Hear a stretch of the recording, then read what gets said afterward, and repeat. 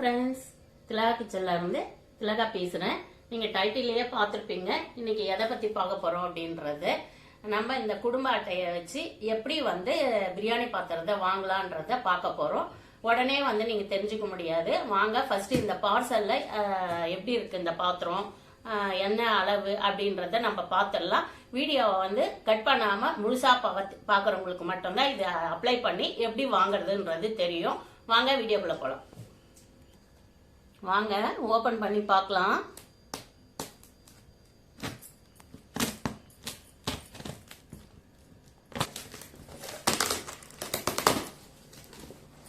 பக்காவா பேக்கிங் பண்ணிருக்காங்க. இந்த அளவு போட்டு வச்சிருக்காங்க. இப்படி பண்ணும்போது நம்மளுக்கு பாத்திரம் உடையாம சேஃப்டியா வரணுன்றதுக்காக பேக்கிங் நல்லா பண்ணிருக்காங்க.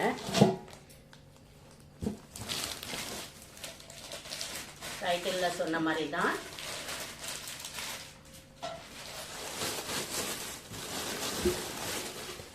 பாருங்க, மேலையும் கீழையும் பேக்கிங் நல்லா இருக்கு. பாத்திரம் எப்படி இருக்குன்னு பார்க்கலாம்.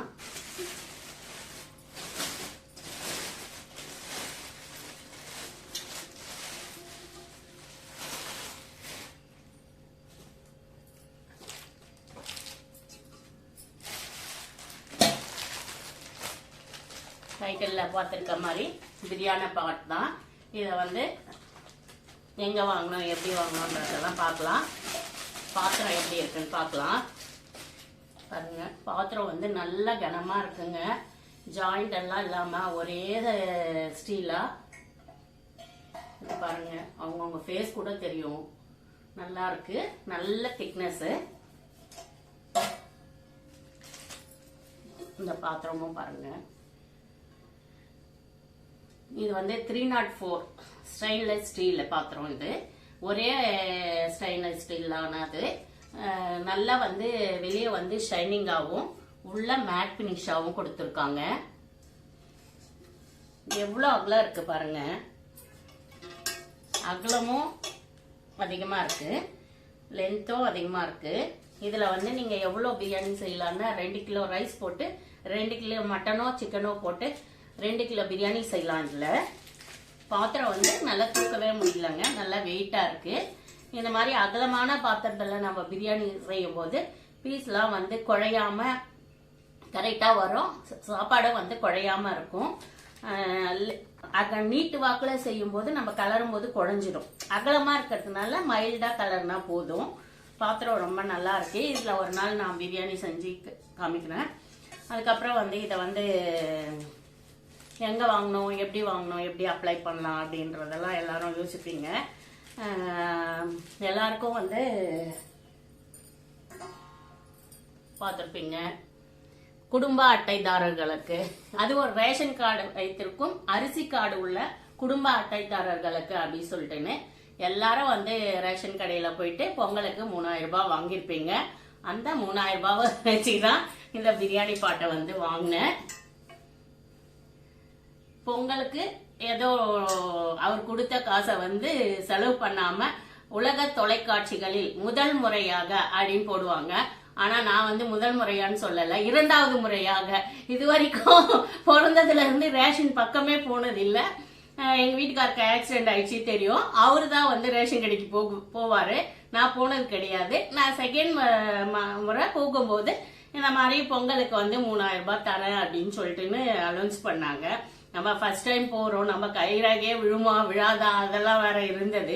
சரி பார்த்தா ஃபர்ஸ்ட் டைம் போன உடனே கைரேகை விழுந்துச்சு. 2வது முறை போகும்போது 3000 ரூபாய் கொடுத்து 1 கிலோ அரிசியும் 1 கிலோ சர்க்கரையும் கரும்பு புடவை வச்சுட்டு கொடுத்தாங்க. சரி, 2வது முறையா நம்ம போய் நம்ம போன காலடி எடுத்து வச்ச நேரம் தலைவர் 3000 ரூபாய் கொடுத்ததுனால அதை வேஸ்ட் பண்ண வேணாம், நீயே எடுத்துக்குமா அப்படின்னு எங்க வீட்டுல 2 பேரும் பெருந்தன்மையா சொல்லிட்டாங்க. அப்பாவும் பொண்ணும். சரி, அது 3 பேருக்கும் யூஸ் ஆகிற மாதிரி நம்ம ஒரு ஞாபகமா ஒரு பாத்திரம் வாங்கிக்கலாம் அப்படின்னு சொல்லிட்டேன்னு இது நான் ஆன்லைன்ல தான் புக் பண்ணேன் இந்த பாத்திரம். சரி, ரொம்ப நாள் ஞாபகமா இருக்கும் இல்லையா, ஃபர்ஸ்ட் டைம் நம்ம போய் நம்ம கையில காசை செலவு பண்ண வேண்டாம் அப்படின்ட்டு லைஃப் லாங் இதை யூஸ் பண்ணிக்கலாம் இந்த பாத்திரம். இதை நான் ஆன்லைனில் தான் பர்ச்சேஸ் பண்ணேன். உங்களுக்குலாம் இந்த பிரியாணி பாட் வேணும்னு நினைக்கிறீங்களா? நீங்களும் 3000 ரூபாய் கொடுங்க, உங்களுக்கு ஆன்லைனில் நான் வாங்கி கொடுக்குறேன். நீங்களும் தாராளமா ரேஷன் கடையில பிரியாணி பாட்டை வாங்கின மாதிரி ஆயிடும், தலைவர் பேரை சொன்ன மாதிரி ஆயிடும். உடனே எல்லாரும் வந்து கட்சி வகையில எல்லாம் போவேனா, ஏடிஎம்கே டிஎம்கே, நான் எந்த கட்சிக்காரும் இல்லை. அவர் கொடுத்த காசுக்கு ஞாபகமா ஏதாச்சும் வாங்கணுமே அப்படின்றதுக்காக தான் வாங்கிட்டேன். இதுக்கப்புறம் அடுத்து நம்ம ஒரு சின்னதா வந்து இந்த பிரியாணி பாட்டை வாங்கினதுக்காக ஒரு ஸ்வீட்டேடு கொண்டாடுன்ற மாதிரி ஒரு சின்ன மைல்டான ஸ்வீட்டை வந்து பார்த்தலாம் வாங்க. ஹலோ ஃப்ரெண்ட்ஸ், திலகா கிச்சன்ல இருந்து திலகா பேசுகிறேன். பொங்கல்லாம் முடிஞ்சது இல்லைங்களா, எல்லாம் கொழுக்கட்டை எல்லாமே சாப்பிட்டாச்சு. புட்டு செய்யலாம் வாங்க. மீதி மாவில் புட்டு செய்யலாம். கொஞ்சம் உப்பு போட்டுக்கிறேன். அரிசி மாவு ஜலிச்சு வச்சுருக்கேன்.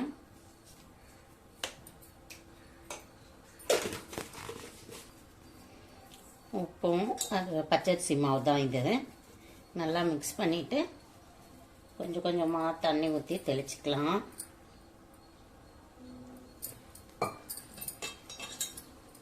கொஞ்சம் கொஞ்சமாக தான் தெளிக்கணும்.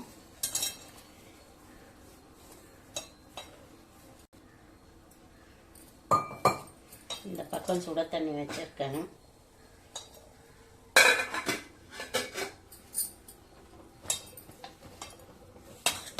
வந்து கட்டி இல்லாமல் இருக்கிறதுக்கு நம்ம கொஞ்சம் கொஞ்சமாக தண்ணி தெளித்து இந்த மாதிரி மிக்ஸ் பண்ணிக்கணும்னா ரொம்ப பெரிய பெரிய கட்டிகளாக இருக்காது.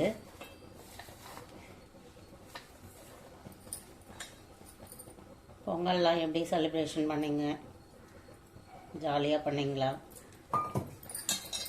நாங்கள் ரொம்ப சோகமாக தான் பண்ணோம். ஏன்னா எல்லாமே மெட்ராஸில் இருக்கவங்களாம் வெளியூர் போயிட்டாங்க. மெட்ராஸே ரொம்ப காலியாக இருந்துச்சு. ஒரு காக்கா குருவி கூட இல்லை மெட்ராஸில். அவ்வளோ ஒரு சைலண்ட்டாக இருந்துச்சு. ஆனால் கொஞ்சம் ஜாலியாக இருந்துச்சு. மற்ற டைம் எப்போவுமே டிராஃபிக்காக பொழுதன்னைக்கும் வண்டி ஓடிக்கின்னு கத்திக்கின்னு ஒரு மாதிரி இருக்கும். டென்ஷன் இல்லாமல் ஃப்ரீயாக இருந்தது. பொல்யூஷனும் பரவாயில்ல பாருங்க. நம்ம பிடிச்சோம்னா இப்படி புடி வரணும். வரல, இன்னும் கொஞ்சம் தண்ணி தெளிச்சுக்கலாம்.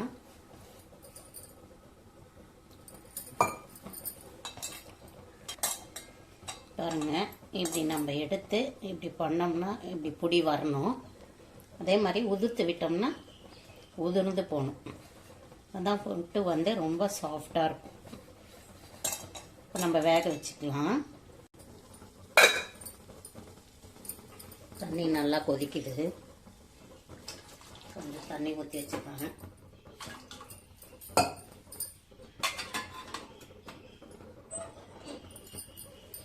ஒரு துணி எடுத்து நல்லா நனைச்சி புழிஞ்சிக்கலாம். ட்ரையாக இருக்கட்டும், ஆனால் கொஞ்சம் துணி ஈரமாக இருக்கணும்.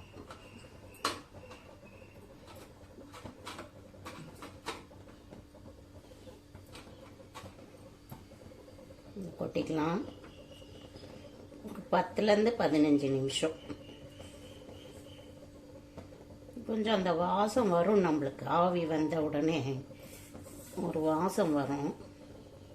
அந்த வாசம் வந்துச்சுனாலே கண்டுபிடிச்சிடலாம் வெந்துடுச்சுன்னு. இப்போ மூடி வச்சிடலாம்.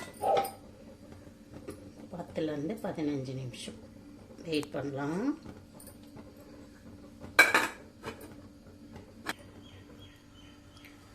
ஒரு 15 நிமிஷம் வேகட்டும். 10லேருந்து 15 நிமிஷம் வேகட்டும். இப்போ நம்ம தேங்காய் வந்து திருவி எடுத்துக்கலாம். 15 நிமிஷம் ஆயாச்சு. ஆஃப் பண்ணிடலாம். ஓப்பன் பண்ணலாம்.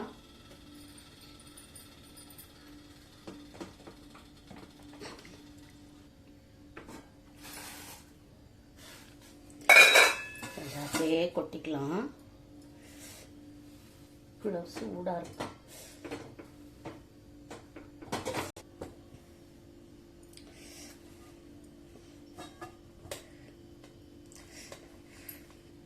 இந்த துணியில் இருக்கிறத அப்படியே கை பொறுக்க எடுத்துடலாம். இந்த ஈஸியாக இந்த துணியை வாஷ் பண்ண இந்த சுட தண்ணியிலே போட்டுருங்க. நல்லா வந்துடும் சூடாக. தண்ணியும் துணியும் வந்து அந்த ஸ்மெல் போயிடும்.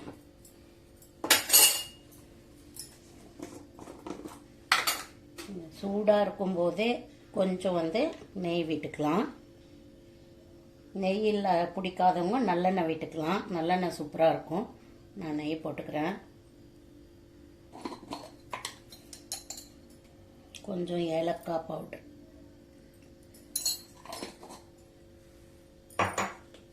தேங்காய் வந்து மிக்சியில் இது பண்ணி வச்சுருக்கேன், அதையும் போட்டுக்கலாம்.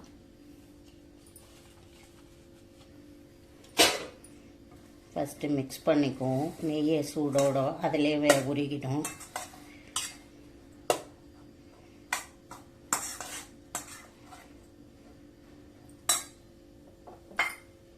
வெல்லம் வேணுன்றவங்க வெல்லம் போட்டுக்கலாம். நான் வந்து நாட்டு சர்க்கரை போட போகிறேன்.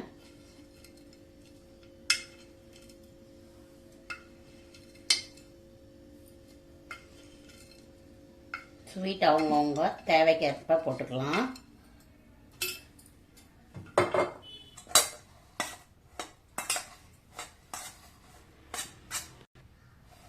இப்படி மிக்ஸ் பண்ணுறதோட நம்ம கையால் மிக்ஸ் பண்ணிக்கலாம். நல்லா மிக்ஸ் ஆகிடும்.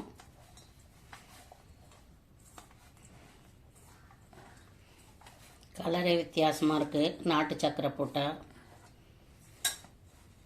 டேஸ்ட்டும் நல்லாயிருக்கும் நாட்டு சர்க்கரை போட்டால்.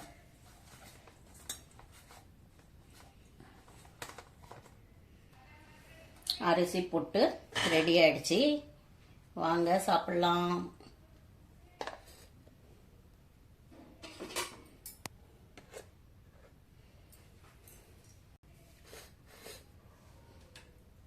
எல்லாரும் மைல்டான ஒரு ஸ்வீட் பார்த்தீங்களா? அதையும் சாப்பிட்டு நம்ம பிரியாணியும் ஒரு நாள் செஞ்சு பார்த்துட்டு இந்த வீடியோவை என்ஜாய் பண்ணலாம். இந்த வீடியோ யாருக்கெல்லாம் பிடிச்சிருக்கு, இந்த பாத்திரம் ஆன்லைனில் எங்கே வாங்கினேன் அப்படின்னு வேணும்னா வந்து சொல்லுங்க. பிடிக்காதவங்க திட்டினாலும் திட்டுவீங்க. பொங்கல் முடிஞ்ச மாதிரி இந்த மாதிரி கலாட்டாலாம் போடுறீங்க அப்படின்னு சொல்லிட்டுன்னு. கரும்பு தின்ன கூலியான்ற மாதிரி தான் இந்த வீடியோ உங்களுக்கு. பொங்கல் முடிஞ்ச உடனே நான் போடுறேன். எல்லாம் செலவு பண்ணி முடிச்சுட்டுப்பீங்க. நான் பொங்கலுக்கு முன்னாடியே வாங்கிட்டேன். ஆனால் வீடியோ வந்து லேட்டாக தான் போடுறேன். இந்த வீடியோ யாருக்கெல்லாம் பிடிச்சிருக்கோ, பிடிச்சிருந்தா லைக் பண்ணுங்க, பிடிக்கலன்னா டிஸ்லைக் பண்ணுங்க. ஓகே, பாய்.